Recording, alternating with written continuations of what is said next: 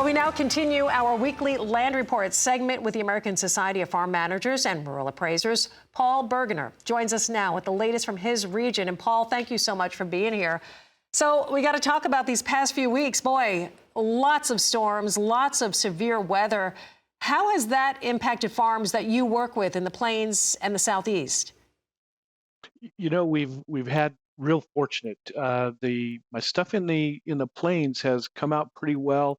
Some of the stuff central Nebraska, we've got some delays in corn planting, as we would expect. We've got some wet spots and farming around those. The southeast had been a little bit dry the last week or two. We've picked up some rain down there. And now we're talking about maybe having to replant some corn down in South Georgia and northern Florida. So the impacts are changing, depends on the areas and where the storms land. Absolutely. Those that did see the storms and had the severe weather, damage reports on the farms? You know, we've been very fortunate. All of our pivots are still standing up.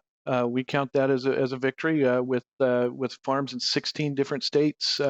We've been real fortunate, but not all of our neighbors have. And we've heard some reports in Indiana, in Illinois, and down into northern Florida of damage not very far from our farms. We've been quite fortunate on the stuff we manage, but not everybody's been as fortunate as we have. I know folks at home noticing that you are in the Texas Panhandle right now. So for winter wheat crop, how is that looking? All eyes there. You know, winter wheat is the irrigated stuff looks great. We're right now in the Panhandle of Texas in what we call silage harvest season. We take off a lot of winter wheat as wheatledge because of that huge dairy industry that's developing here. Our dryland wheat could have used a little more moisture, but we're going to get a crop there. Maybe a little disappointing. But the irrigated stuff looks great, and the wheat silage has been a really good crop for most of our guys here in this region. Forecast right now, the next couple of days for those that don't have irrigation, what are you expecting there?